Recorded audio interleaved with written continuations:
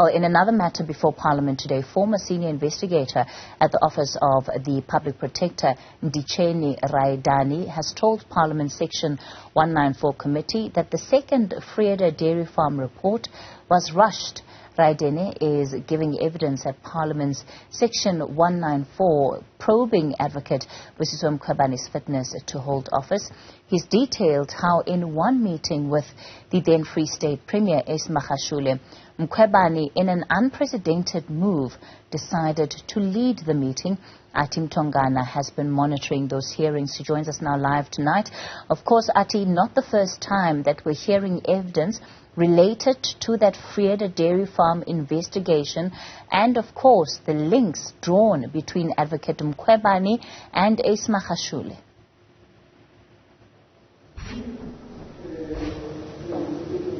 Some of the evidence that has been provided today by Advocate Raedani is that there was a meeting that took place in the Office of the Public Protector where he was present in that meeting together with the former Premier of the Free State, Mkhwebane, and the Public Protector. And he mentions that ordinarily in situations where they're investigating implicated individuals, the Public Protector would then in that meeting take the lead. But he mentions that this particular meeting, Mkhwebane was the one doing most of the speaking, most of the talking, particularly speaking, of course, to the Vrede Dairy Farm project, saying that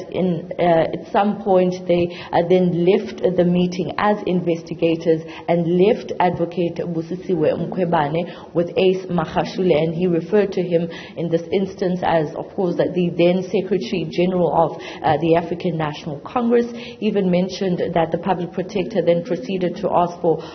coffee from her PA, and that's when they got the signal to leave the meeting, although they had recorded the initial bits of the meeting which they were part of, but then they subsequently left and went to their respective offices, and the Public Protector then proceeded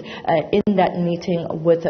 former Free State Premier Mkhwebane. You would have heard also from another witness here who was also an investigator, Mkhwebane, in the Office of the Public Protector, also making similar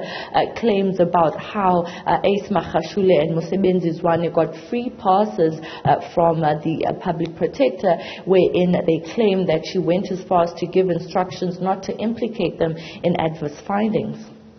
It adds to the evidence that we heard from one of the previous investigators who was described as a disgruntled employee, particularly the issue of what was taken out of the report, the fact that the information from the Gupta leaks was not looked at all, and this intent to shield Mkhwebane and Mkhwebane.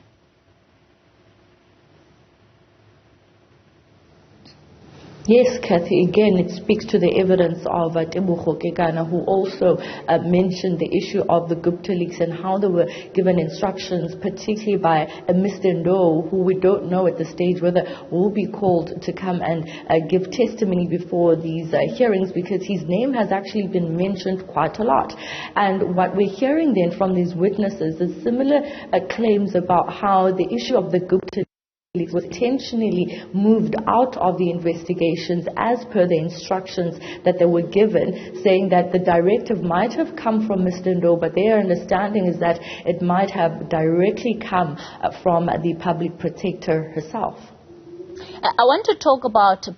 another aspect of his evidence which could also be quite damning, and it's the fact that when we look at what was contained in that report, he believes it was enough to have made adverse findings against Mkhwebane, particularly when it comes to his role as Premier and him being fingered for maladministration.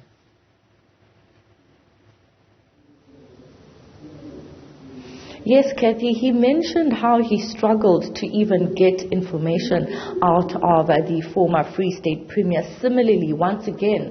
to Mr. Mkhwebane and other witnesses who claimed that they went as far as to ask the Public Protector to issue subpoenas so that they can be able to get the Premier to answer very important questions around the investigations that they were conducting around this report. Even Advocate Dalimpofu, on behalf of the Public Protector, now putting it before this witness, saying that is he still of the view that the public protector went as far as to give instructions to remove findings, particularly around financial mismanagement, and he's still standing on what he has deposed in his affidavit, saying that there were some changes that the public protector made, and that he even warned the public protector of some of the drastic changes that she made. He even mentioned one instance where the public protector was emotional and was then allegedly consoled by Mzwanele Mani. This was at the back of, I think, the CX report and the backlash that the Office of the Public Protector then received for how that particular investigation unfolded. And so the cross-examination, as I speak to you now, Kathy, is still going on, where Advocate Dalimbofu is testing these claims that this particular witness has put before this particular committee, because he is one of the senior people who worked on this Vrede Dairy Farm report in particular. Athi Mtongana, let's leave it there for tonight.